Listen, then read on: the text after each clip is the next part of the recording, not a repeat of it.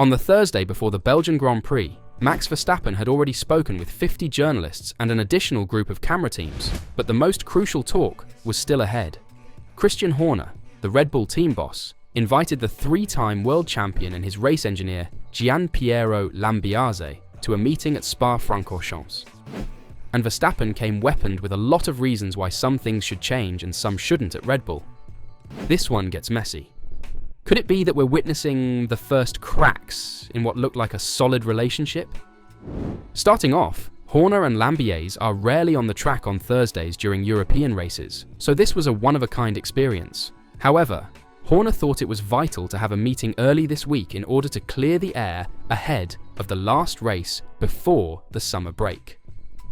After all, Horner is now fully aware that things are serious at Red Bull and that the team must pull out all the stops to avoid slipping farther behind. After all, McLaren senses weaknesses, especially with Verstappen's 10-place grid penalty for an engine change next Sunday.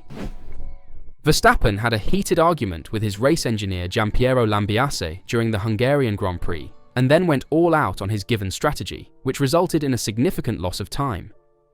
Speaking to the media 4 days later, immediately before Horner's interview, he made no apologies, stating his views on what had happened. Whether I should apologize? It was pretty clear to me that the strategy was wrong. I am very driven, like everyone in the team, and we always want to try to approach perfection. Then, when things don't go the way they should as far as I'm concerned, it's pretty normal to express your frustrations. I did, and of course a lot of adrenaline goes through your body then, but also in the post-race meeting. The debrief immediately after the race, Eddie. We clearly talked about it. Verstappen was also criticised for his tone and attitude towards the squad. However, he seemed unconcerned about it. Simply put, he cares little what the outside world thinks. If people don't like my language, then it's better not to listen and turn off the sound. Again, I am very driven to achieve success. I have already proved that. People may think I shouldn't talk about radio like that. That's allowed. That's their opinion. But I think it should be said at a time like this. We are very open and critical of each other within the team. That works well for us, and I don't expect that to change. The championship leader was also hoping that his radio criticism would cause Red Bull to make a quick second pit stop at the Hungaroring, but the reverse happened. However, Verstappen feels that his messages should not be overemphasized. I feel we live in a world where a lot of people can't take criticism anymore, at least not like they used to, and I don't want to be like that. It doesn't help that everything a driver says in Formula 1 is broadcast, Verstappen also acknowledges. You can wonder if all that should be, but for me it doesn't matter, and I say what I want. It's also part of our sport. You communicate with the pit wall, and so you have the opportunity to talk.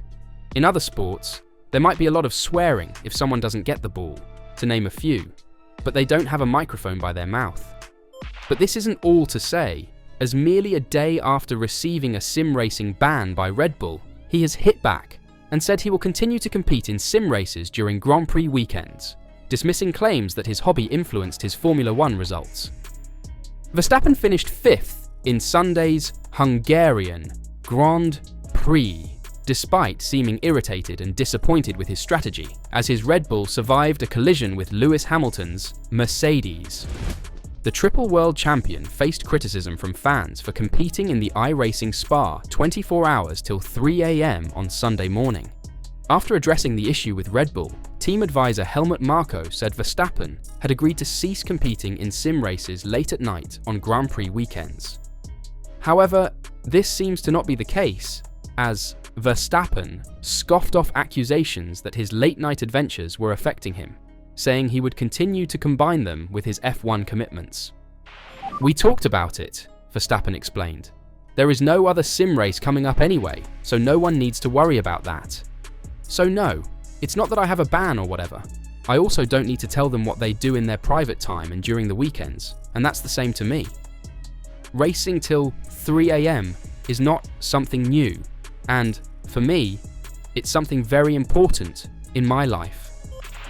Verstappen also stated that he won the Emilia-Romagna Grand Prix in Imola after a late-night sim racing session and was perplexed by people attempting to find reasons to condemn him for not finishing on the podium in Hungary. It's always when you don't win the race, people will always blame it on, he's staying up until 3 a.m. or he's being 1 kilo overweight, he laughed. There are always things to make up that you can argue about when you're not winning a race. But, for example, in Imola, I do win the race, both of them. I've been doing this since 2015. So for me, this is not something that is any different in my preparation.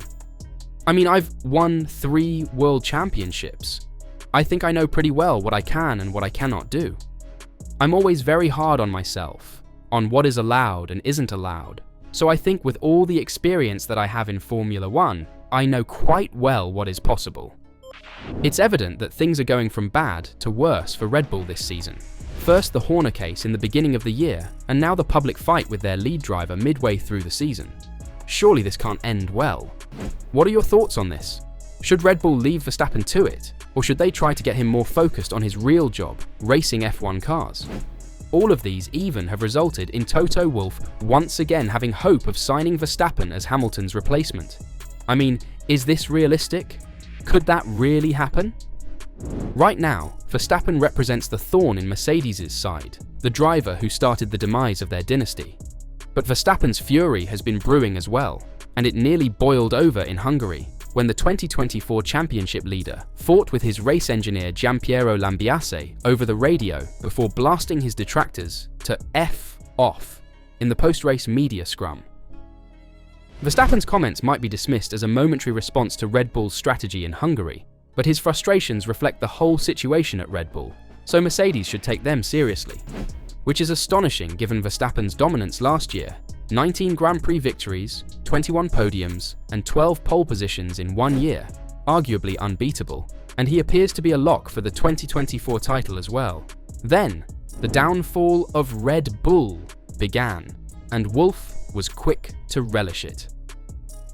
In March, Wolff spoke from Jeddah. "We have a slot free, the only one in the top teams. Unless Max decides he goes, and the slot is not going to be free with us anymore." When asked if Verstappen would be his top choice for the position, he replied, "Yes, you see what his performance levels are." However, at that time, Red Bull's performance levels were undeniable, and Horner was constantly forced to counter Wolff's claims. 3 months ago in China, the Mercedes team chief hinted that car performance isn't the only element that may entice Verstappen. Clearly, when you look at it from the most rational point of view, you can say, well, that's the quickest car in the hands of the quickest driver, according to Wolff.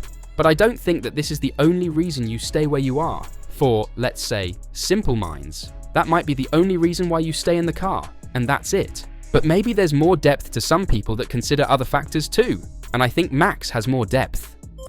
That irritated Horner. If you speak to Max, it's not about pieces of paper.